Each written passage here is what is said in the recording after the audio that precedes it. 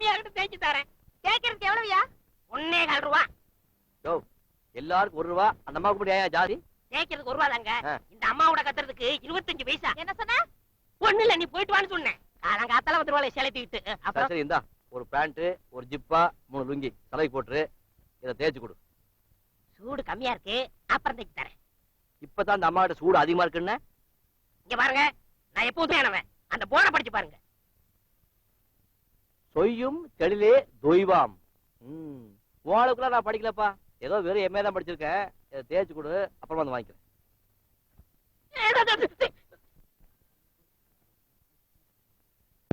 யாரு வீட்டுல? கொஞ்சம் கதவு திறங்க. ஏன்டா பூட்டிட்ட கதவை தட்டுற? வீட்டுல யாரும் இல்லையா? வீட்டுல ஆள் இல்லைன்னா வெளியில பூட்டு போடுவாங்க.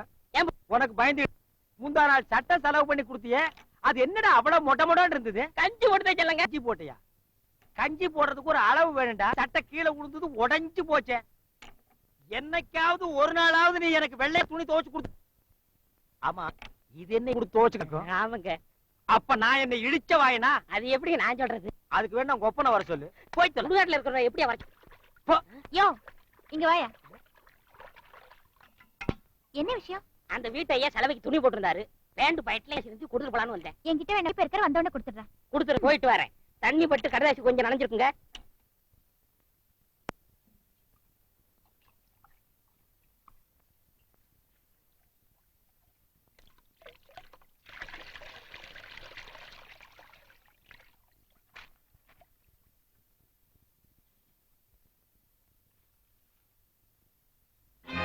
ஷாமலா கௌரி அண்ணியோட பேர் தான். அண்ணிக்குதா? இது எப்படி அவர் பாக்கெட்டுக்கு போச்சு? அழிஞ்ச வேற இருக்கு. உங்களை ஒரே ஒரு முறை நேரில் பார்த்து பேச மிகவும் ஆசைப்படுகிறேன். தண்ணி எடுக்காம உள்ள என்னடி பண்ற? ஒண்ணு இல்லம்மா.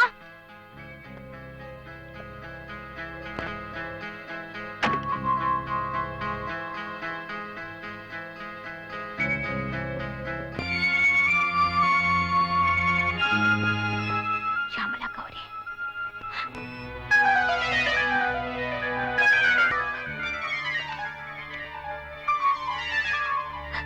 நம்ம வீட்டுல இது வரைக்கும் எந்த வச்சு பழக்கம் இல்லம்மா. அதனாலதான் நான் இதை உங்ககிட்ட சொன்னேன்.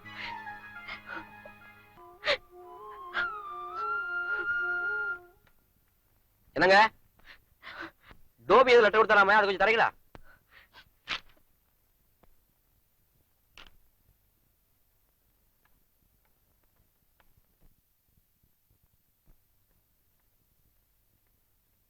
கௌரி,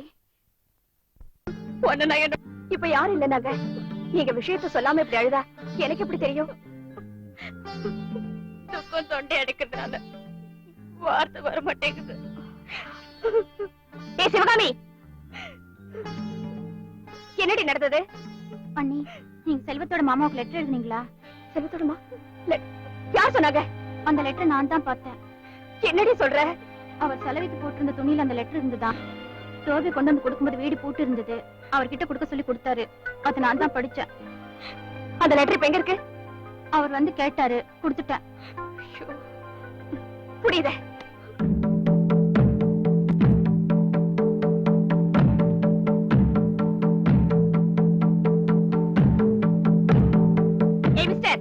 ஏய் மிஸ்டர், உங்களை தான். Yes madam. நான் உங்களுக்கு லெட்டர் எழுதுனேனா? செல்வம், செல்வம், என்னடா புது விவகாரமா இருக்கு? நான் உங்களுக்கு லெட்டர் எழுதுனேனா அப்படின்னு நான் சொல்லலையே. எங்க வீட்டுல சொல்றாங்களே. பாருங்க, எங்களை பிடிக்கலன்னா வீட்டை காலி பண்ணுங்க, நேரடியா சொல்லிடுங்க. இப்படி சுத்தி வளைச்சு குற்றம் சாட்டாதீங்க. அப்படின்னா எங்க வீட்டுல போய் சொல்றாங்களா? டோபி ஒரு லெட்டர் கொண்டு கொடுத்தானா? அதுல நான் உங்களுக்கு எழுதிருக்கேனா? மேடம், நீங்க எனக்கு லெட்டர் எழுதுனீங்களா? இல்ல. ஒருவேளை நான் உங்களுக்கு லெட்டர் எழுதி நீங்க என்ன வந்து கோச்சுக்கிட்டா நியாயம் இருக்கு. நீங்களே லெட்டர் எழுதிட்டு நீங்களே கோச்சுக்கிட்டீங்களே, இதுல என்ன நியாயம் இருக்கு? அதானே.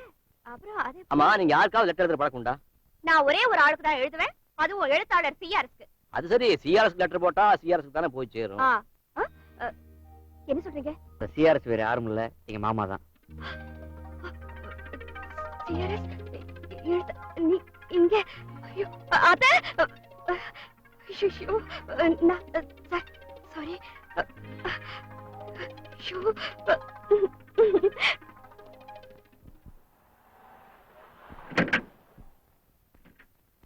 மாலையில எடுத்துக்கப்பா. அம்மா ஆடு இடம் அருமையா இருக்கு. அத்தை, சுப்பிரமணியன் யாராவது இருக்காங்களா? சுப்பிரமணியன் இங்க யாரும் இல்லீங்களே. என்னங்க நீங்களும் இப்படி கேட்டா எப்படிங்க? அவன் பேரு சுப்பிரமணியன் தான். ஆனா சிஆர்எஸ்ங்கிற பேர்ல கதை எழுதிட்டு இருக்கான். அவரு அவரு அப்பா You got an award. Sahitya அகாடமியில உனக்கு பரிசு கொடுத்திருக்காங்கடா. மாலை போடுங்க.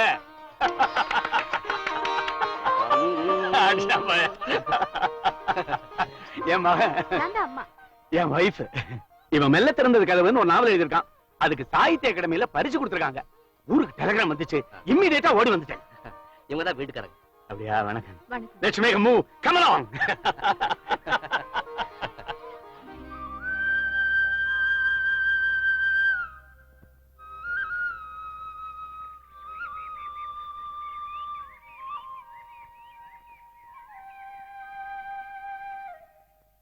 என்னங்க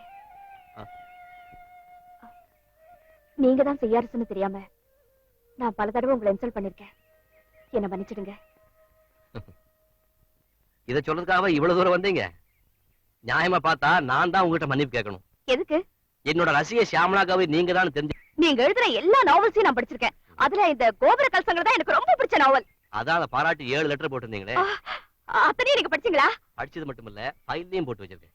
அதுல இந்த கோணையின் கேரக்டர் நிச்சயமா அது நான் இல்ல. இல்ல, அந்த கேரக்டர் ரொம்ப சூப்பர்.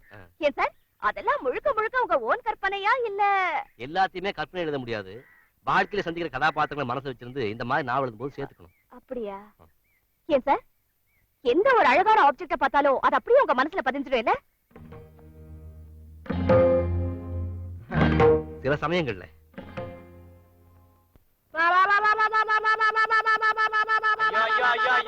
என்னமா இது மட்ட மத்தியானத்துல? யாரு எங்க துணியை கைப்பட்டது? நான் தான். இப்ப எடுக்க போறியா, எடுத்து வீசட்டுமா? துணியில கைய வச்சா கைய வெட்டி போடுவேன். வெட்டிடுயா? வெட்டிடுயா நீ? வெட்டி பார்க்கலாம். முதல்ல எடுத்து வீசு பார்க்கல. அடடா, என்ன பாதி எப்ப பார்த்தாலும் அந்த பொண்ணுகிட்ட தகராறு. சும்மா வேணா இழுச்சு வேணா ஏறி மீச்சு வாங்க போல இருக்கு. அந்த பயந்தா துணி காய போட்டானே ஏமா தகராறு பண்ற? என்னது என்னது? அவர் துணியை காய போடணும்னா வீட்டுக்குள்ள காய போட்டுக்கிட்டோம். ஏன் நீ பேச மாட்ட? மெனக்கடி டவுனுக்கு போய் கைத்த வாங்கி கட்டிருக்கல. நீ இதையும் பேசுவ, இதுக்கு மேலையும் பேசுவ. இத பார், ஆக்கப்பட்ட பொருட்கள் எல்லாம் அரசாங்கத்துக்கு சொந்தங்கிற மாதிரி இந்த காம்பவுண்ட்ல என்ன இருக்குதோ அதெல்லாம் எங்களுக்கு சொந்தம். இந்த கதையெல்லாம் இங்க விடாதமா. இப்ப சட்டமே மாறிட்டு வருது. உள்ளூருக்கு நிலம் சொந்தம், குடியிருக்கும் வீடு சொந்தம். டேய், எப்படி? உழுகிறவனுக்கு நிலம் சொந்தம், குடியிருக்கிறவனுக்கு வீடு சொந்தம். அப்ப வீட்டுல குடியிருக்கிற பொம்பளைங்க எல்லாம் வீட்டுக்காரனுக்கு சொந்தமா? அண்ணே, அது வந்து என்ன வந்து என்ன நினைப்புல 10 குடித்தர இருக்கிற காம்பவுண்டுக்குள்ள இந்த வார்த்தை நீ சொன்ன? ஆமாங்க, வாடா. உங்க 2 பேரு பிரச்சனையை தீர்க்க இப்ப நேரமும் இல்ல, என்னால் நிக்கவும் முடியாது. உங்க பிரச்சனைய நீங்களே தீர்த்துக்கிட்டு போங்க.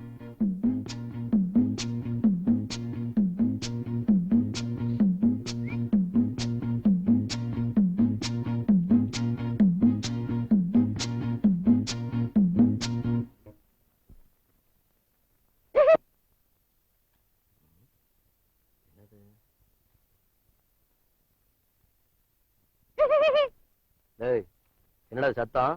சிரிச்சேன். என்ன பார்த்தா அவ்வளவு கிண்டலா இருக்கு உனக்கு? ஏன் மாமா, ராத்திரி பூரா எழுதிட்டே இருக்கியே, உனக்கு வயிற்று வலியே வராதா? ராத்திரி பூரா எழுதுனா வயிற்று வலி வராது, கால புண்ணு தான் வரும். பேசாம படு. உன்னை ஏன் வீட்டை விட்டு விரட்டினாங்கன்னு இப்ப தாண்டா புரியுது. என்னடா அது, தலகால் தெரியாம போதி படுத்திருக்க? குளிருது மாமா. குளிருதா? ஃபேன் 5ல வச்சிருக்கிறேன், உனக்கு குளிருதா?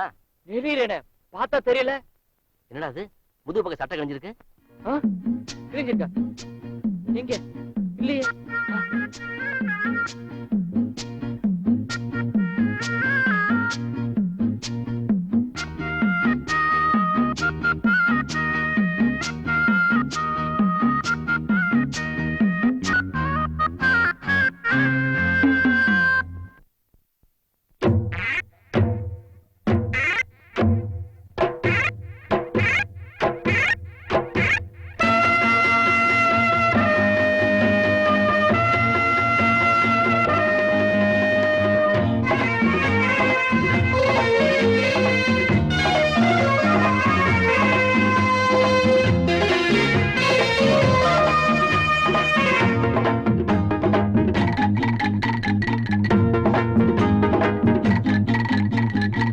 மச்சான மச்சுக்கடி முந்தான முடிச்சில்லதான் மச்சான மச்சுக்கடி முந்தான முடிச்சில்லதான் பொம்மேல ஆசை வச்சேன் வேற எதுக்கு மீச வச்சேன் மச்சான முடிஞ்சுக்கிட்டா முந்தான வந்து விடும் அச்சான முடிஞ்சுக்கிட்டா முந்தான வந்து விடும் அம்மாடி ஆகாது என் மனசு கெட்டு விடும் மச்சான மச்சுக்கடி முந்தான முடிச்சில்லதான்